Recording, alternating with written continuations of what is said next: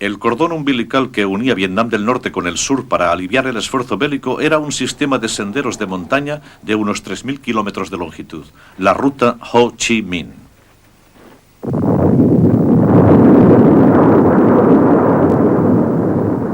A lo largo de 8 años de intensos bombardeos, los norvietnamitas lucharon para mantener el sendero abierto. Fracasar en ese intento hubiera representado perder la guerra. Vietnam.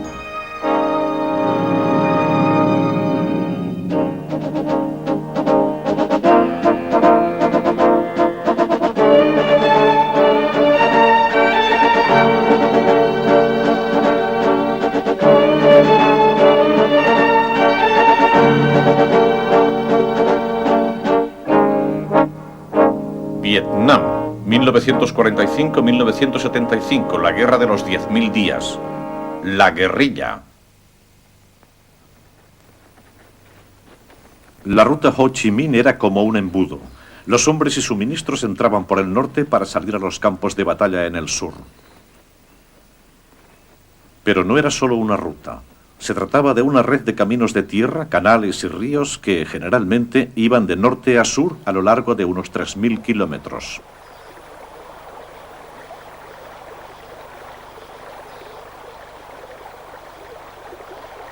El viaje resultaba agotador y peligroso. La ruta empezaba cerca de la costa, pasaba por las tierras altas a través de un paso estrecho y luego se extendía hacia el sur por la cadena de montañas entre Laos y Vietnam. Un periodista occidental, Wilfred Burchett, viajó por esa ruta. La mejoraban día a día. Al principio, cuando yo comencé a bajar, se tardaban unos 6 meses para ir desde el paralelo 17 hasta, digamos, cualquier punto cercano a Saigón. La ruta discurría por un terreno muy difícil y montañoso, con toda una serie de escalofriantes puentes colgantes de bambú. En esa época no había manera de pasar con un vehículo, pero luego mejoró mucho, muchísimo. La ruta penetraba y salía de Vietnam y Laos, y en algunos puntos también del noreste de Camboya. La ruta, como la guerra de Vietnam, surgió en 1959 cuando Vietnam del Norte decidió pertrechar a los rebeldes del sur.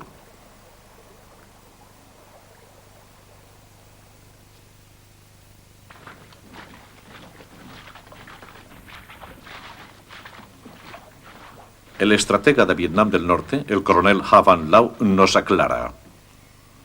Se convirtió en una red estratégica de comunicación para suministrar material y alimentos a nuestras fuerzas armadas en todas las zonas del frente.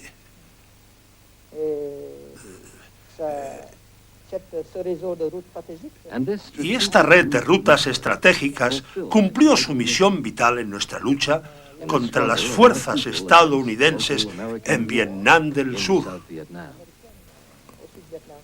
En 1964, hombres y materiales partían desde puntos de reunión organizados a lo largo de la costa. Los nuevos caminos abiertos en la jungla facilitaban el acceso a y a través de las montañas.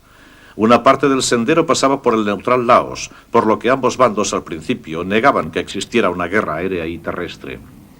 Una película oficial de la Fuerza Aérea identifica blancos específicos. Cortar la ruta Ho Chi Minh resultaría la clave para finalizar la guerra. El embajador Ellsworth Bunker comenta. Si cortábamos el sendero, según creía yo, el Vietcong caería fulminado. Lo único que lo mantenía en pie eran los suministros, armas y municiones venidos de Hanoi. Tanto las infiltraciones de los norvietnamitas como los ataques aéreos estadounidenses aumentaban a diario.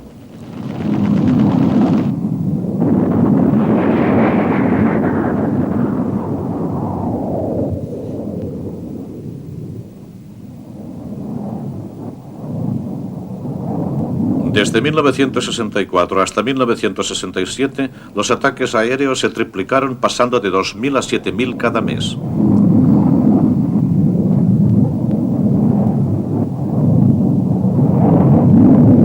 De día, los pilotos apenas detectaban movimiento y se limitaban a ametrallar carreteras desiertas y vados de río. También se empleaban cañoneros cuando se advertían infiltraciones de los comunistas, además de bombas de fósforo y cohetes para eliminar la cobertura de la selva.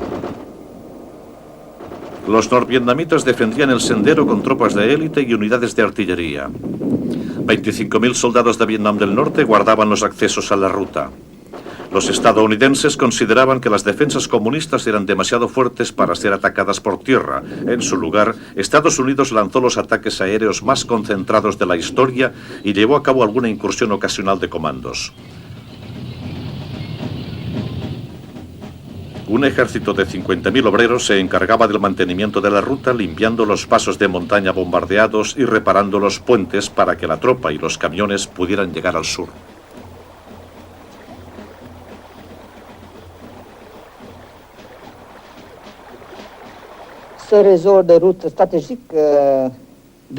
Esta estratégica red de caminos fue mantenida permanentemente en perfecto estado por grupos de ingenieros zapadores, de jóvenes ingenieros zapadores, hombres y mujeres, y grupos de jóvenes que estaban preparados para reparar los caminos inmediatamente después de cada bombardeo.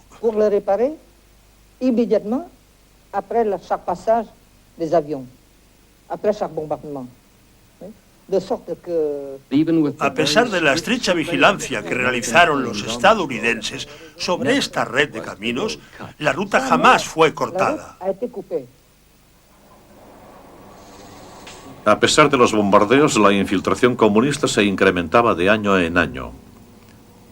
Los militares estadounidenses calculan que en 1965, 35.000 soldados norvietnamitas se trasladaron al sur. En 1966, 89.000. En 1967, tal vez 90.000. Y en 1968, 150.000.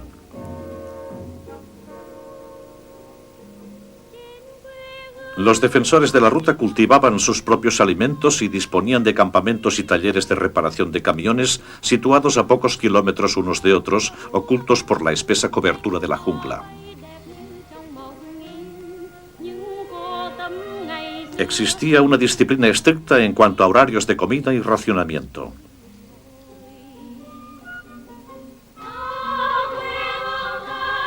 Cada campamento tenía una unidad médica, en algunas de las cuales había enfermeras y cirujanos. En los campamentos base más importantes, incluso los cuadros comunistas publicaban sus propias noticias de la guerra. Algunos comandos estadounidenses no podían convencer a sus superiores del alcance de la organización de la ruta. Yo siempre creí que ignoraban la información que les facilitábamos. Siempre me lo pareció, porque hubo momentos en que la ruta Ho Chi Minh estaba tan concurrida que parecía la autopista de Long Island en hora punta. Y cualquiera que sepa que hay tanto movimiento de hombres y material, que lo sepa y no haga nada, es obvio que no desea ganar la guerra. Y no me refiero tan solo a mis informes. Había todo tipo de dispositivos electrónicos de escucha esparcidos por la ruta. Lo sabían las fuerzas aéreas, lo sabía el ejército, lo sabía la CIA, pero todos pasaban por alto esa información en cuanto a la capacidad del enemigo para lanzar un ataque a gran escala. En Estados Unidos oía mucha gente decir: ¿por qué no cortamos la ruta de Ho Chi Minh? ¿Por qué no bombardeamos la ruta de Ho Chi Minh? Pero no era solo una ruta. Había miles de senderos. Se trataba de una red de miles de senderos y miles de puntos donde la tropa enemiga podía refugiarse y agruparse. Y tengo que felicitarles. Los norvietnamitas eran buenos soldados. Las tropas que se trasladaban al sur se detenían un día a la semana en los campamentos base. Ahí tenían lo que los estadounidenses denominaban descanso y recreo.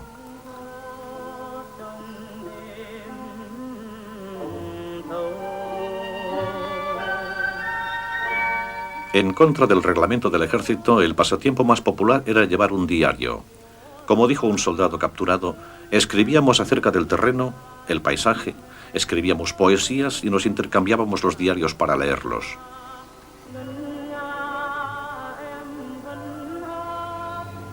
En el punto álgido de la guerra, el viaje hacia el sur se realizaba en tan solo 6 semanas, cuando al principio se requerían 6 meses. Ahora se desplazaban en camiones hasta las zonas de reunión en Vietnam del Norte y luego, a través de pasos en la jungla, a las montañas. Cuando salían del norte, recibían ropa y equipos nuevos. Luego, desde los campamentos de suministro, tomaban la ruta por Laos. Un asesoramiento de la situación por el general de mando de los Estados Unidos, William Westmoreland. Se trataba de un grupo muy especializado.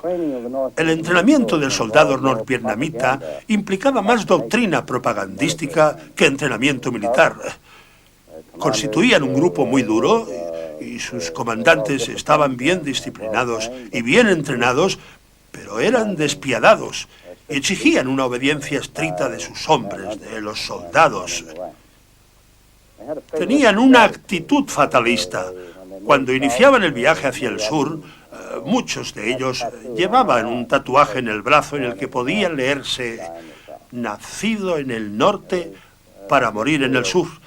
Había un gran descontento entre los hombres, sobre todo entre los muy jóvenes y los muy mayores. Habían reclutado tanto a jóvenes como a ancianos. Antes de partir, se permitía a los soldados que visitaran a sus familiares, pero se les ordenaba que no revelaran su destino. El servicio militar era indefinido para aquellos hombres que se dirigían hacia el sur. Cuando la guerra empezó a intensificarse, cada vez volvían menos hombres. Un día cualquiera en la ruta. Se levantaban a las 3:30 de la madrugada y andaban al menos 20 kilómetros o 10 horas al día. Colgaban hamacas, cavaban trincheras, cocinaban y cenaban y preparaban una taza de arroz para el almuerzo del día siguiente, su última tarea antes de irse a dormir. La ración de arroz era de unos 450 o 900 gramos al día. La pesca, lanzando una granada a una charca, constituía un lujo. Durante la marcha debían llevar de 35 a 38 kilos sobre sus espaldas. Su equipo estaba compuesto por 3 camisas, 3 pantalones, un chubasquero y una tienda de nylon. Algunos eran asignados al servicio permanente de defensa de la ruta. Miles y miles de esos hombres murieron en el camino a causa de los peligros del viaje. Un testigo ocular, Wilfred Burchett. Los problemas de salud eran graves, sobre todo la malaria. La malaria, sí, y algún que otro problema respiratorio o intestinal, pero principalmente la malaria. Para entonces ya disponían de una buena producción de productos farmacéuticos. En Vietnam del Sur tenían pequeñas clínicas en la jungla y un buen servicio farmacéutico en Vietnam. En Vietnam del Norte. Y todos partían con lo necesario para combatir la malaria. Contaban con su propia producción. Pero había algo esencial, algo que tenían que llevar todos y que yo también llevaba. Unos cubos del tamaño de un dado contra la picadura de serpientes. Era un remedio autóctono. Si te picaba una serpiente tenías que partirlo en 2, colocar la mitad sobre la picadura y tragarte la otra mitad. Y debía hacerse rápidamente, en tan solo 3 minutos. Era un desafío a la muerte, porque si no lo hacías así, te quedabas tieso.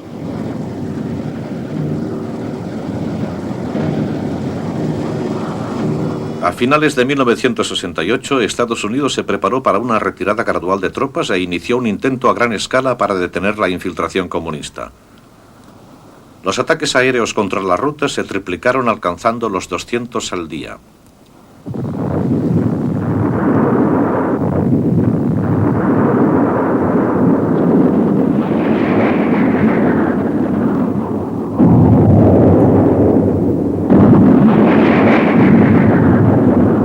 Los bombardeos aumentaron el coste de esta guerra aérea a $1.000 millones al año. En total, Estados Unidos perdió 500 aviones sobre la zona.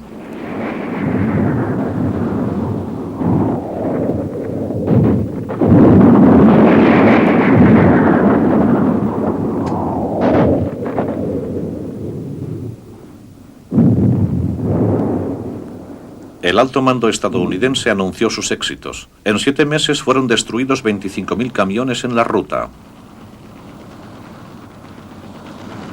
Pero resultó evidente que los bombardeos no habían podido detener la máquina de guerra norvietnamita. La ruta por ahora constituía un sofisticado sistema de comunicaciones.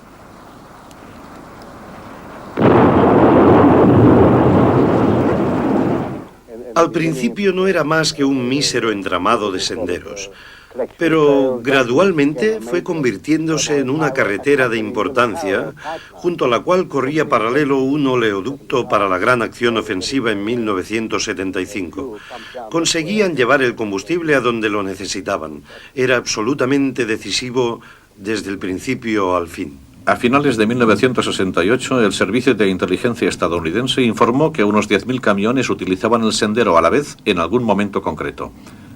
Los camiones operaban en relevos, realizando etapas de unos 80 kilómetros. Cada sección disponía de su propio equipo de reparación, así como depósitos de suministros y de combustible. Los vehículos se distribuían por un complicado sistema de caminos verticales y horizontales. Cuando una ruta era bombardeada, los camiones se desviaban a un camino lateral mientras un grupo de trabajo reparaba inmediatamente la sección dañada.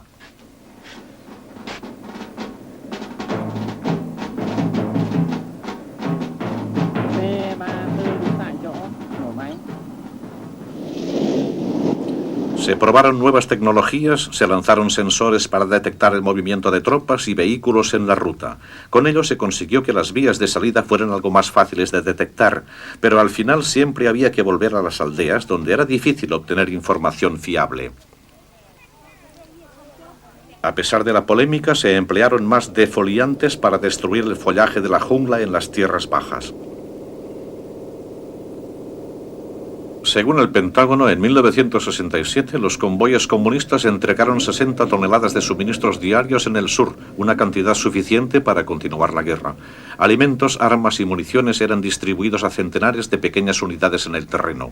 La estrategia estadounidense de ataques a gran escala es criticada por Dave Christian, soldado de las Fuerzas Especiales.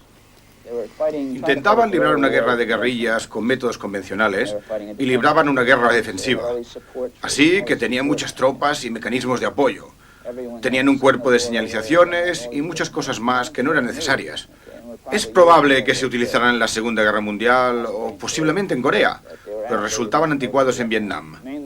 Tomemos, por ejemplo, las grandes unidades de infantería. La razón por la que no entraban en contacto con el enemigo era porque hacían un ruido espantoso. Cuando avanzaban por la jungla, parecía que se acercaba una manada de elefantes. Si yo tuviera un equipo de 8 o 10 guerrilleros, no me metería con un grupo tan grande.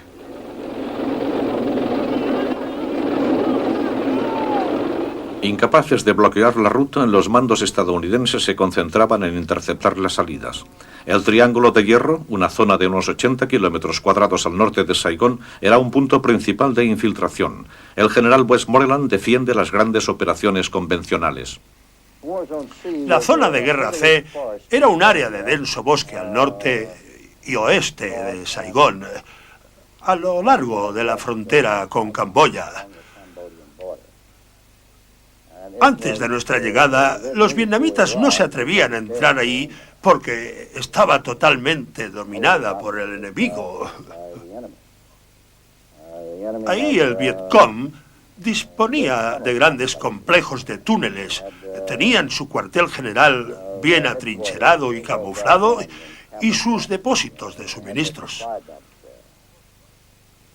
Para defender el esfuerzo de pacificación y evitar que se desplazaran a las zonas pobladas, era necesario que entráramos y acabáramos con todo aquello.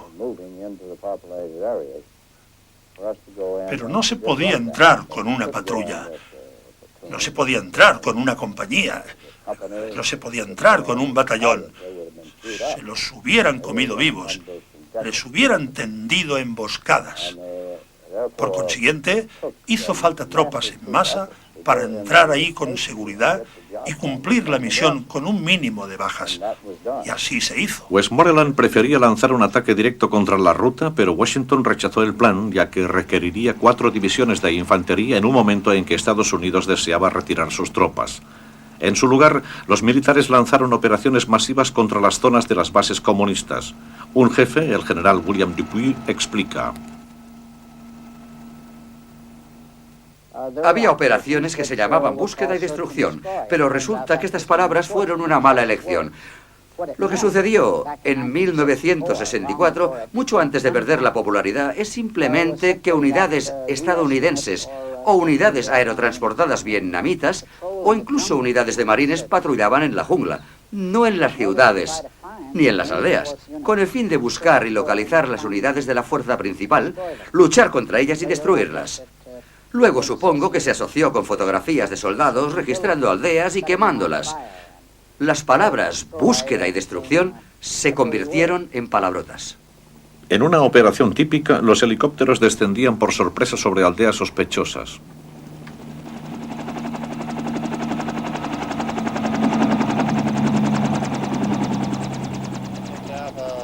En zonas de operaciones, las aldeas se consideraban como campamentos base. Se suponía que sus habitantes eran comunistas y con frecuencia eran evacuados a la fuerza a campamentos controlados por el gobierno. Durante la mayor parte de la guerra, la infiltración norvietnamita a través de la ruta Ho Chi Minh permitió a la guerrilla controlar al menos el 60% de las zonas rurales de Vietnam del Sur.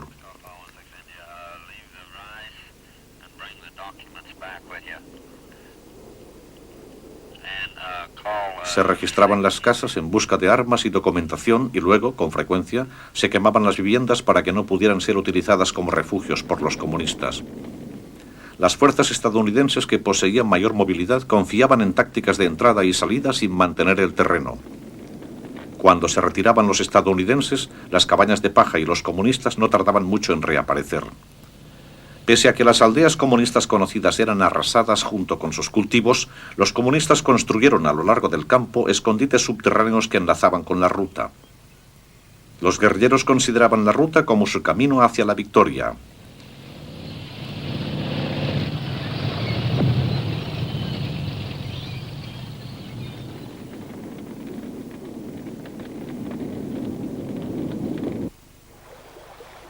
A medida que se desarrollaba la ruta Ho Chi Minh, crecía la leyenda de los guerrilleros. El soldado Tim O'Brien nos ofrece una imagen de ellos.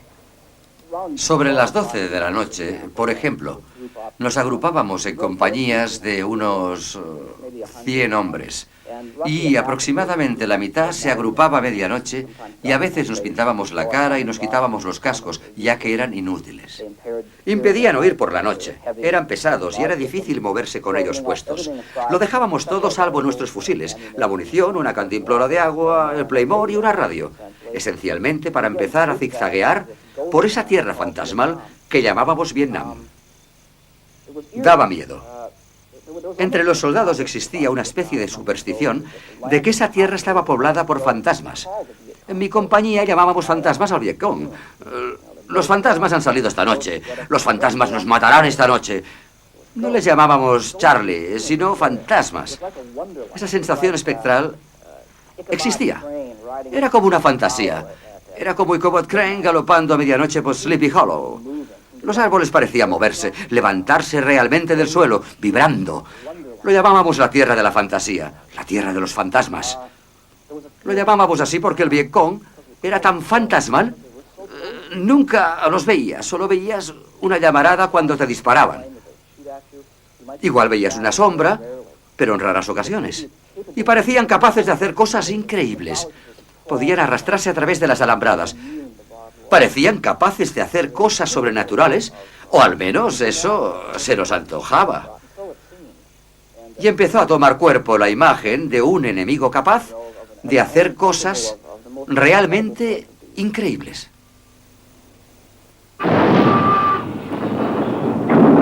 $20 millones de personas libraron una guerra durante 30 años.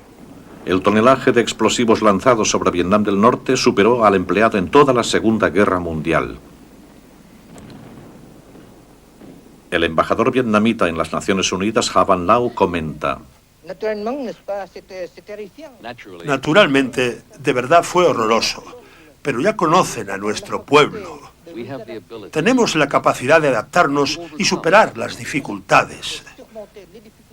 Tuvimos que hacerlo para poder adaptarnos a una vida en estado de guerra, porque de lo contrario nos hubieran vencido, hubiéramos perdido la batalla. La batalla resultaba más dura cerca de la línea divisoria. Comunidades enteras vivieron bajo tierra durante años. A pesar del gran compromiso estadounidense en la guerra, muchos políticos afirmaban que a Estados Unidos le faltaban los conocimientos básicos del enemigo y, por consiguiente, desarrollaron una estrategia equivocada. Después de 20 años de implicación, Estados Unidos tenía muy pocos expertos de información. El general Edward Lansdale lo confiesa. Recordando la guerra de Vietnam, me parece muy extraño que no conociéramos a ninguno de los líderes del otro bando. Y cuando hablo en plural, no me refiero tan solo al pueblo estadounidense, sino también a nuestros presidentes y líderes en Washington. Desde sus inicios como guerrilla en 1945, la nación de Ho Chi Minh estaba formada por hombres que luchaban por un Vietnam comunista. Sus caras, apellidos e historial eran desconocidos. No obstante, el liderazgo en el periodo de guerra continuaba inalterable. Había un dirigente político, Lai Xuan, nacido en 1908 en Vietnam del Sur. Como muchos de sus colegas, Lai Xuan se hizo marxista durante la lucha contra el colonialismo francés y desarrolló la organización política. Lai Xuan pasó largos años en Vietnam del Sur organizando una resistencia de guerrillas que se denominó Frente de Liberación Nacional. Lai Xuan se convirtió en el primer secretario del Partido Comunista. Desde hacía tiempo, Pham Van Dong, el primer ministro, dirigía el gobierno, por lo que se había convertido en la voz pública de Hanoi. Pham Van Dong nació en 1906 en Hue, Vietnam Central.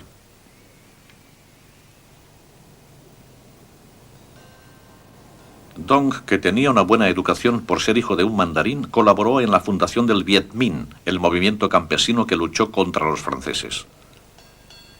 Fue él quien negoció la paz en 1954, de la que surgió un acuerdo que partía a Vietnam en dos. Más tarde fue elegido primer ministro y, como tal, vio la unificación de Vietnam después de 21 años de lucha. Este era el cerebro militar. Empezó con 34 voluntarios y al final dirigía un ejército de 1 millón de soldados. Se llama Vo Nguyen Giap, nacido en 1912 en Vietnam Central. Giap inició su actividad política a los 14 años. Aunque era de condición humilde, estudió Derecho y luego enseñó Historia. Tras el fallecimiento de su mujer en una prisión francesa, se unió al Viet Minh y a los 27 años planificó la estrategia guerrillera que derrotó a los franceses. Durante 30 años ostentó el mando militar. Y estaba el presidente legendario, al principio desconocido incluso para los vietnamitas. Se llamaba Nguyen Tat Thanh y había nacido en 1880 en Vietnam Central. Pero era más conocido como Ho Chi Minh, uno de sus muchos apodos. A los 21 años se trasladó a Francia al objeto de obtener reformas políticas para Vietnam. Luego pasó a Rusia y China, donde vivió muchos años y regresó a su patria 30 años después. En 1945 proclamó la independencia, a la que seguirían 30 años de guerra. En el norte, Ho crea una sociedad con un solo pensamiento y un solo objetivo, un Vietnam unido. Un experto en Vietnam del Norte, Brian Jenkins, comenta: También estamos hablando de una sociedad enormemente disciplinada.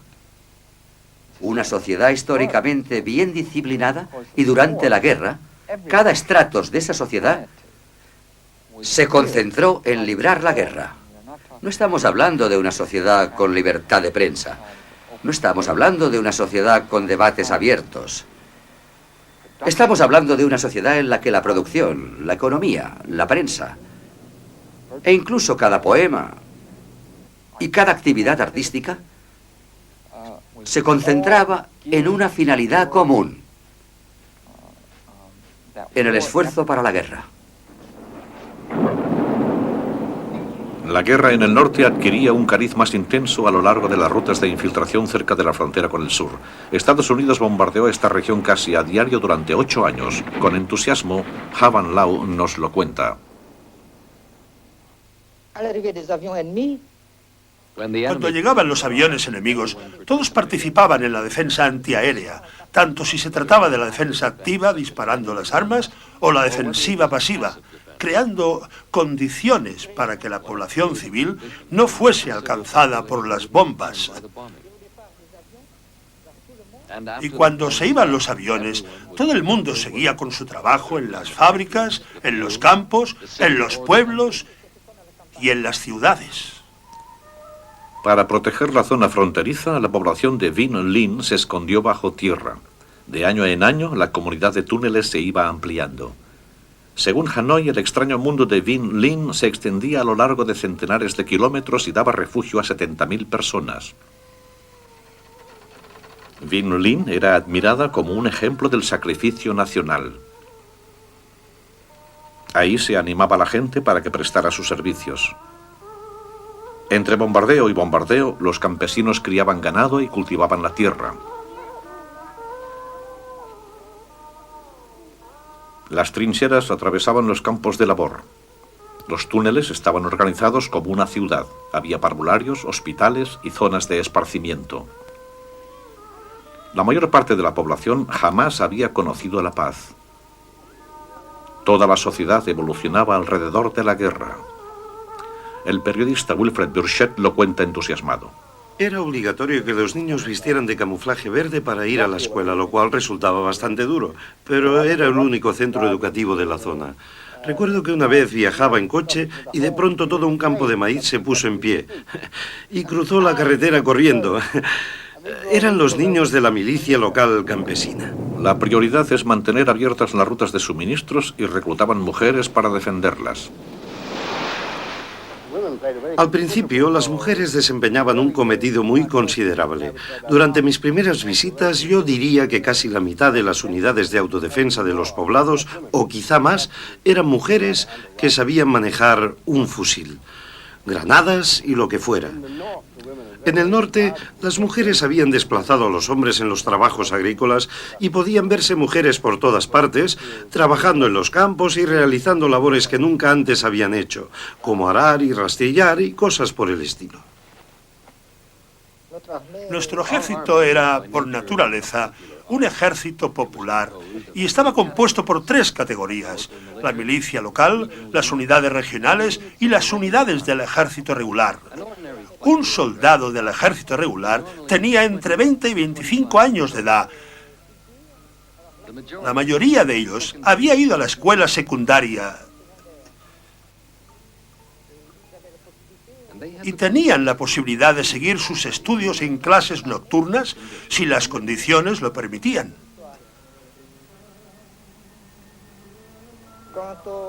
Las actividades recreativas y el descanso corrían a cargo de la sección cultural del ejército. Dábamos mucha importancia a nuestros valientes soldados. Había un estupendo equipo cultural que ofrecía representaciones de bailes, canciones y música. Incluso organizaba equipos de baloncesto y balón volea. Los equipos de atletismo competían entre sí o contra los equipos de civiles. El héroe militar del general Giap era Napoleón. He perdido algunas batallas, pero jamás he perdido una guerra, afirmó Giap. Su ejército estaba formado por toda la población y tanto si llevaban uniforme como si no, a todo el mundo se le asignaban tareas de guerra. Los líderes eran los primeros en dar ejemplo de autodisciplina. Por ejemplo, el primer ministro, que vivía en la casa del antiguo gobernador colonial, ocupaba las habitaciones de los criados. El jefe del partido, Lai Zhuan, percibía un sueldo de $10 al mes, al igual que el resto de funcionarios del gobierno. Ho Chi Minh no cesaba de repetirles que se mantuvieran unidos y eso hacían. En cuanto a sus vidas privadas, nuestros líderes estaban mucho más unidos porque luchaban bajo las mismas condiciones. Habían estado en las mismas prisiones, lucharon codo a codo. Por eso la experiencia del combate en común los unió. No tan solo a nivel ideológico, sino en la vida de una lucha revolucionaria. Ho Chi Minh consideraba su misión como la de un maestro que puede conseguir buenos resultados mediante el contacto personal, y lo que enseñaba era tener paciencia. Durante los 8 años de bombardeos, las aldeas en las provincias fronterizas quedaron destruidas. Nam Dinh, la tercera ciudad más grande de Vietnam del Norte y un centro de transporte y de industria textil, fue bombardeada con frecuencia.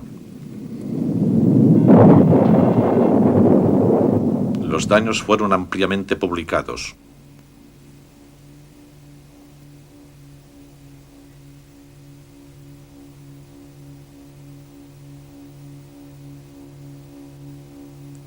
Los visitantes que llegaban a esta ciudad, a 80 kilómetros al sur de Hanoi, hallaban iglesias, casas y escuelas destruidas.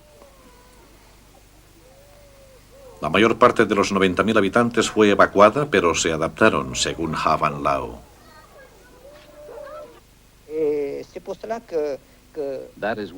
Y eso era porque, pese a los salvajes y bárbaros bombardeos de los aviones enemigos, la vida tenía que seguir.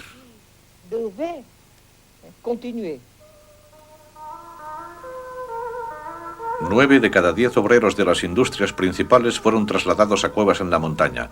Algunos hubieron de mudarse 3 y 4 veces debido a los bombardeos. Una fábrica de máquinas y herramientas fue dividida en 50 talleres individuales y diseminada por las afueras de la ciudad.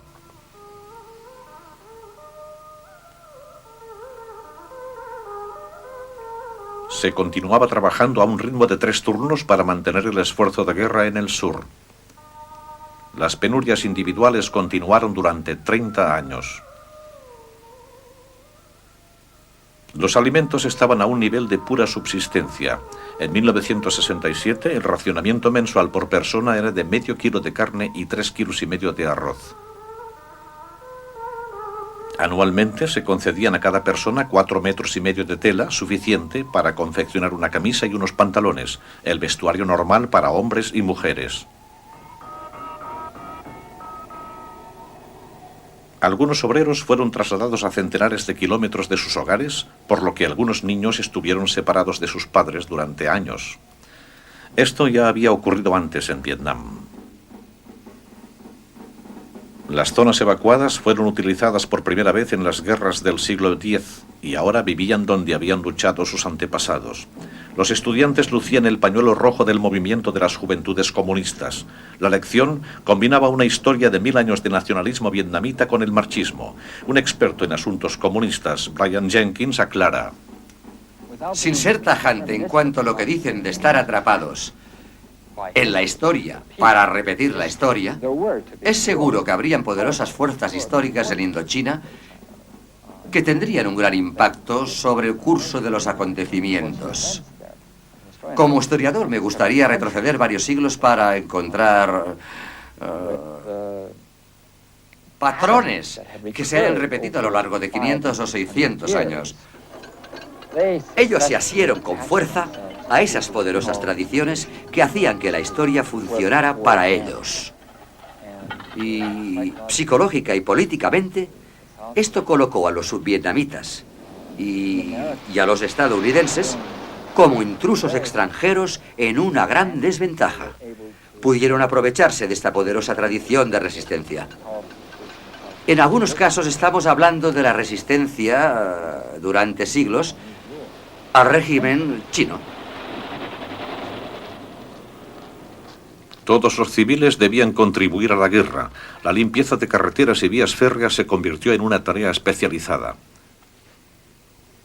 Unos 500.000 civiles, en su mayoría mujeres, fueron movilizados en calidad de equipo de reparación, desplazándose allá donde eran más necesarios.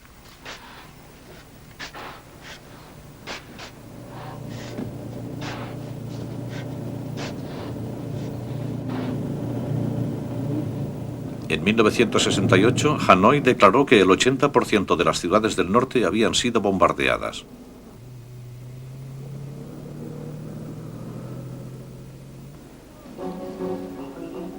Pero no Hanoi, ya que en la década de los 60 Estados Unidos temía que la destrucción de Hanoi pudiera implicar en la guerra a la Unión Soviética o a China. Se excavaron miles de agujeros forrados de cilindros de hormigón con una separación entre ellos de pocos metros como refugios contra los ataques aéreos. En Hanoi quedó únicamente 500.000 de personas. Una tercera parte de la población, ocupados en trabajos industriales fijos o en tareas del gobierno.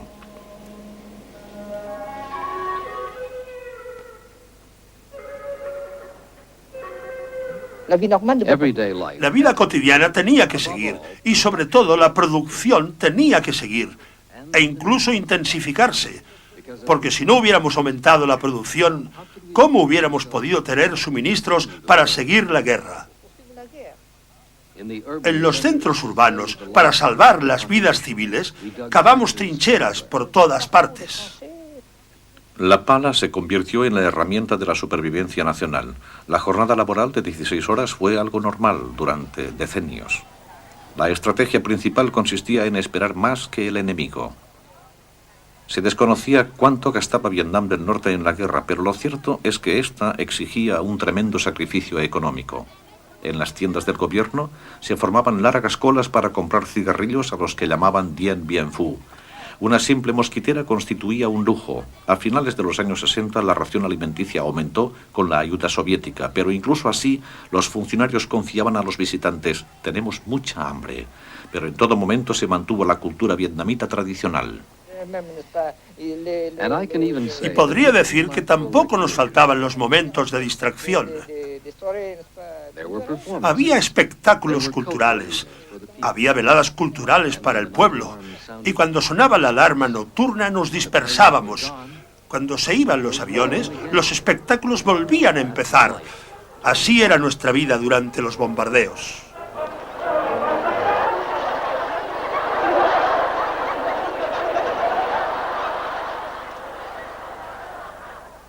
Los políticos estadounidenses consideraban a Vietnam del Norte como un estado títere manipulado primero por China y luego por la Unión Soviética.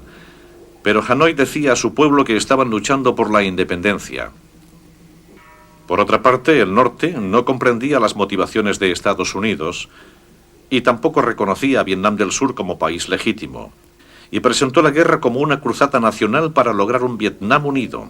Los políticos de Estados Unidos subestimaron el llamamiento nacionalista por parte de los líderes de Hanoi, según confirma el historiador Brian Jenkins. Cuando hablamos de los líderes de Vietnam del Norte, creo que estamos hablando de marxistas convencidos, pero marxistas que son, a la vez, tan tradicionalistas como los antiguos mandarines confucianistas, seguidores de Confucio, que gobernaban ese país hace siglos. Es más, es curioso que algunos de los líderes remontaban sus linajes en términos de sus familiares. No por historial proletario, sino por haber sido consejeros del emperador o incluso mandarines de la corte en algunos casos. Queda muy claro que el marxismo, legítimo y auténtico, es algo que les fue impuesto a esos líderes por encima del nacionalismo vietnamita. En 1980, el miembro más joven del comité regente tenía 69 años. La paciencia era considerada tanto la mejor virtud como la mejor arma. Algunos observadores occidentales afirmaban que el régimen estaba estancado y que no podía ajustarse a la paz. Si consideramos, se atiende a la historia de Vietnam, los comunistas eran capaces de engullirse periodos de medio siglo de un trago. Mientras que nosotros consideramos periodos de 5 o 10 años como espacios de tiempo muy largos. Ho Chi Minh afirmaba que estaban dispuestos a luchar durante 10, 20, 30 años, o más si fuese necesario. Pero es que no lo decía en vano. Reflejaba fielmente la percepción de la historia por parte de los vietnamitas. Es probable que poco les importara si conseguían sus objetivos para 1969...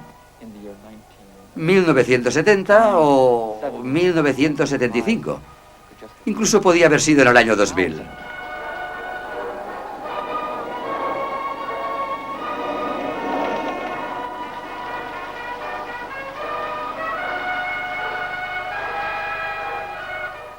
Muchos expertos occidentales juzgaron a los líderes norvietnamitas más nacionalistas que marxistas, pero los líderes decían que esa era una visión falsa. Al pueblo les indicaban que el apoyo militar estadounidense al gobierno de Saigón no era otra cosa que una ocupación extranjera. Y luego, el antiguo aliado de Vietnam, la China comunista, también fue considerado como un invasor extranjero. En Vietnam, Estados Unidos luchó no tan solo contra el comunismo, sino también contra una larga historia de un nacionalismo inflexible. Vietnam, 1945 a 1975. 3 decenios, 2 guerras, un objetivo. No he visto nada que indique que en algún momento de toda la guerra de Vietnam, incluso en el momento cumbre de los bombardeos, hubiera alguna amenaza contra la estabilidad de ese régimen. Y ni siquiera un debate de importancia en cuanto a sus objetivos. Lo que los unía y lo que sigue uniéndolos es nuestro ambiente. Un patriotismo apasionado, un patriotismo auténtico. Un profundo amor por la independencia y la libertad que va emparejado con el amor por el socialismo. El primer ministro Pham Van Dong respondió a la pregunta que se planteaba desde hacía 30 años. ¿Por qué son los vietnamitas como son? ¿De qué están hechos? ¿Qué es lo que les motiva? Se echó a reír y me respondió: verá, ¿cuál es nuestra historia? Nuestra historia no contiene más que lucha. La lucha contra los invasores extranjeros que siempre han sido más poderosos que nosotros. La lucha contra la naturaleza. Nunca hemos tenido a dónde ir. Nos hemos tenido que quedar donde estábamos y luchar ahí. Y el resultado, después de unos 2000 años y pico, es que nuestro pueblo ha desarrollado un sistema nervioso muy estable. Nunca nos entra el pánico y sea cual sea la situación, nuestro pueblo dice: vaya, ya empezamos otra vez. Y esto lo repitió 3 veces. No hay nada en nuestra historia más que lucha.